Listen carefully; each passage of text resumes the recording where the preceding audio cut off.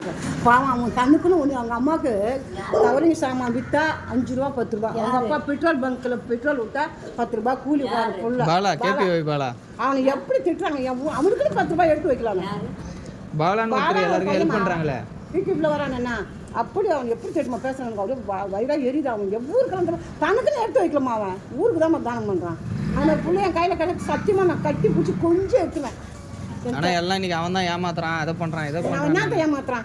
அவன் ஒன்றுமே இல்லாத பையன் பாவம். அடுத்தவங்களுக்கு ஆம்புலன்ஸ் என்ன, ஆட்டோ என்ன, பைக் என்ன, கால் போனவங்களுக்கு இது மாதிரி பைக் வாங்கி தரான், வீடு கட்டி கொடுத்தான், ஒரு படம் நடிச்சு அதில் வந்து பாட்டு 2 வீடு கட்டி கொடுத்தான். எவ்வளோ நன்மை செய்கிறான்.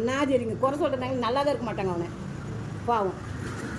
பாலா எவன் குறை சொல்கிறேன்னா சத்தியமாக அவன் வல்லாங்கவே மாட்டான். அவன் வந்து அவனுக்குன்னு வாழாவன், அவன் ஊருக்காக வாழான். எம்ஜிஆர் மாதிரி வரணும், விஜயகாந்த் மாதிரி வரணும். அவன் சத்தியமாக சொல்கிறேன், நான் மனசார சொல்கிறேன், அவன் நல்லா இருப்பான் என்றைக்குமே. அவனுக்குன்னு வாழலையே, அவனுக்குன்னு வாழ. அப்போ குறை சொல்கிறவங்களா எதனால் சொல்கிறாங்க? பொறாமை ஏன் சொல்கிறாங்கன்னா அவன் வளர்ந்து போறாமல். அவன் தூக்கி கூட போய்ச்சியில் அவனை மட்டும் தட்டி பேசுகிறாங்க. அவன் வந்து ஒரு ஏழை பிள்ளையாக இருந்தாலும் மற்றவங்க வாழ எதிர்பார்க்குறான் பாரு. சத்தியமாக 100 வயசு நோய் இல்லாத அவன் நல்லா இருக்கணும். அதே சமயத்துக்கு முன்னே அவன் வளர்ச்சி இன்னும் பெருகணும். கடல் புந்து அவன் நல்லா இருக்கணும், நோய் இல்லாத. இன்னும் பாலான்ற பேர், எம்ஜிஆர்ன்ற பேர் வரணும் அவனுக்கு. கண்டிப்பாக வரும். நம்மள என்ன மாதிரி பெரிய எத்தனை பேர் அவனை கட்டி பிடிச்சி அழுகுறாங்க தெரியுமா? அந்த ஒரு சந்தோஷமாக அவனை வளர்த்து விடும். அவன் அந்த அளவுக்கு அவனுக்கு கேன கிடையாது. அவன் அறிவாளி பையன் தான், சிம்பிளாக தான் படிச்சிருக்கான். பெரிய படிப்பு ஒன்றும் படிக்கல, பெரிய குடும்பத்தில் இல்லாமல் நல்லா கஷ்டப்பட்ட குடும்பத்தில் பிறந்து வளர்ந்தவன் தான். அவன் நல்லது கெட்டது தெரிஞ்சுதான் தான் அவன் நல்லா இருப்பான். இது தெரியுது, எனக்கு தெரியுது. அதனால தான் நானும் ஆதகமாக பேசுகிறேன். இதை போகணும், அவனுக்கு அவன் பார்க்கணும். கண்டிப்பாக போவோம் கண்டிப்பாக. இந்த மாதிரி மக்கள்லாம் வந்து சப்போர்ட் பண்ணுறது தெரியணும். அப்போதான் சொல்கிறேன். பாலா வந்து அவன் யாரும் தெருவில் செய்யலை. அவன் ஒருத்தங்கிட்ட லஞ்சம் வாங்கி ஒன்று கொடுக்கல. அவன் சுய பணத்தை தான் மற்றவங்களுக்கு செலவு பண்ணுறான். அவன் ஒரு ஏழை குடும்பத்தில் பிறந்த பையன், படிப்பு அறிவும் கம்மியான பையன். கட்டி பிடிச்சி அந்த அந்த பாதத்தை கட்டி பிடிச்சி இப்படி ஒரு தாய், உங்களுக்கு பெற்ற தாய்க்கு 100 கோடி நமஸ்காரம்னு சொல்லுவேன்.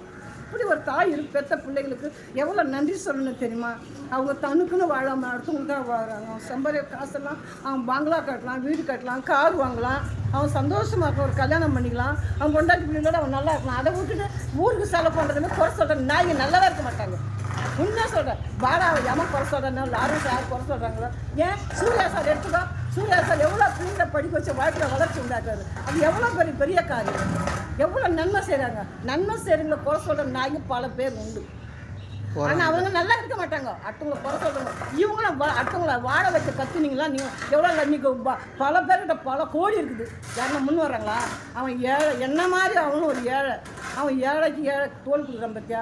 அவன் கடல் வந்து 100 வருஷம் எம்ஜிஆர் மாரி வாழணும். எம்ஜிஆர் மாரி எல்லாம் நல்ல திட்டத்துக்கு அவன் வரணும். அவன் அரசாங்கத்தை கூட அவன் வரணும். கண்டிப்பாக வருவான். என்னோட ஆசை வரணும்னு ஆசை தான். ஏன்னா அவனுக்குன்னு சொந்தமாக வாழ பார்த்தியா? எம்ஜிஆர் அதே மாதிரி தான் ஆரம்பத்துலேருந்து அவன் சொந்தமாக வாழ, அடுத்தவங்கள தான் வாழ வச்சார். அதே மாதிரி தான் இவங்க வருவான், நல்லா இருப்பான். கண்டிப்பாக வாய்ப்பு கிடைக்குமா? நான் கூப்பிட்டு போகிறாங்க. நான் பேசுவேன். அந்த பாராளுமன்றத்தில் விட்டா நான் தெளிவாக பேசுவேன். எனக்கு வந்து பயம் கிடையாது. ஆனால் ஆதி சாவு 100 போடா. ஏன்னா அவன் வந்து என்ன கெடுதல் செய்கிறான், யாருக்கு என்ன கெடுதல் செய்யறான் அது சொல்லும் போது.